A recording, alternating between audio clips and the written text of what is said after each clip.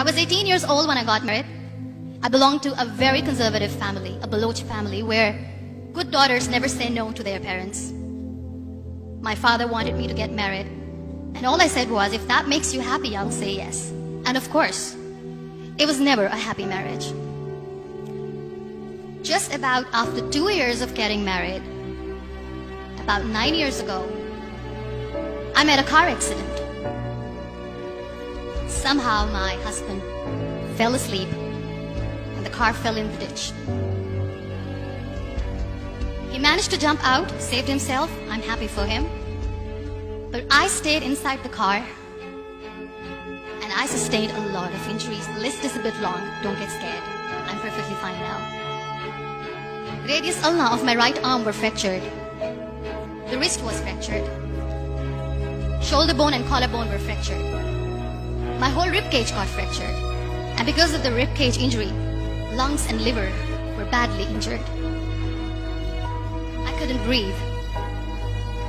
I lost urinary bowel control. That's why I have to wear the bag wherever I go.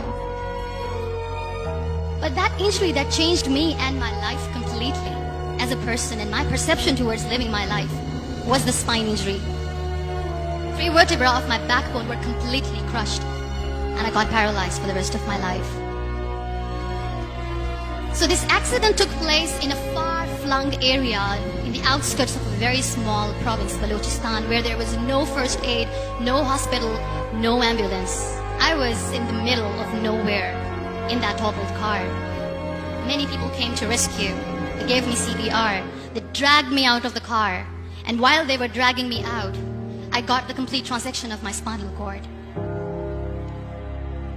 I finally ended up in a hospital where I stayed for 2.5 months. I underwent multiple surgeries. Doctors have put a lot of titanium in my arm. There's a lot of titanium at my back to fix my back. That's why people in Pakistan call me the Iron Lady of Pakistan.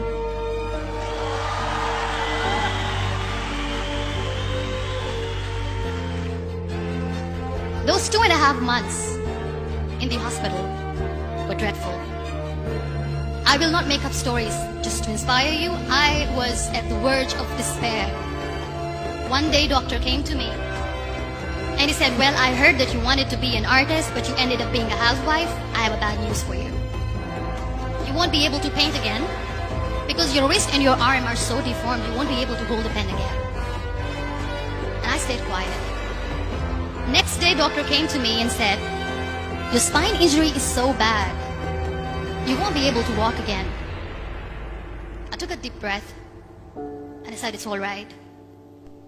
The next day, doctor came to me and said, because of your spine injury and the fixation that you have in your back, you won't be able to give birth to a child again.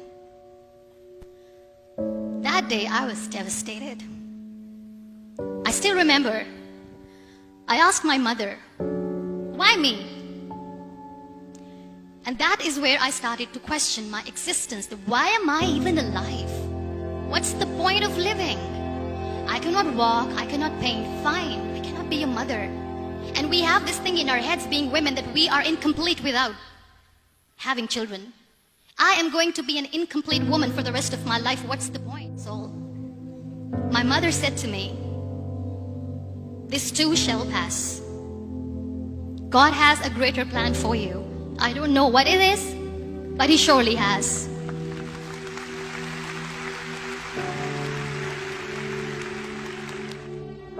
So what kept me going was, one day I asked my brothers, I know I have a deformed hand, but I'm tired of looking at these white walls in the hospital and wearing these white scrubs. I'm getting tired of this. I want to add more colors to my life. I want to do something. Bring me some colors. Bring me some small canvas. I want to paint. So the very first painting I made was on my deathbed, where I painted for the very first time. There were a lot of infections in my body, a lot of allergies. So doctors wanted me to lie down on the bed straight for not 6 months, for not 1 year, for 2 years. I was bedridden, confined in that one room, looking outside the window, listening to the birds chirping, and thinking maybe there will be a time when we'll be going out with the family and enjoying the nature. was the time where I realized how lucky people are, but they don't realize. And you know how it all began? That day I decided that I'm going to fight my fears. We all have fears. Fear of unknown, fear of known, fear of losing people, fear of losing health, money. We want to excel in career, we want to become famous, we want to get money. We are scared all the time. So I wrote down one by one all those fears. And I decided that I'm going to overcome these fears one at a time. Do you know what was my biggest fear? Divorce. Didn't work. But the day I decided that this is nothing but my fear, I liberated myself by setting him free. And I made myself emotionally so strong that the day I got the news that he's getting married, I sent him a text that I'm so happy for you and I wish you all the best. And he knows that I pray for him today.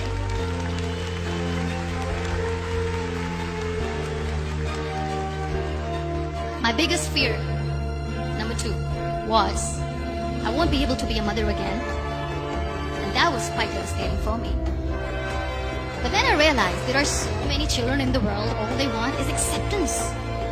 So there is no point of crying, just go and adopt one. And that's what I did.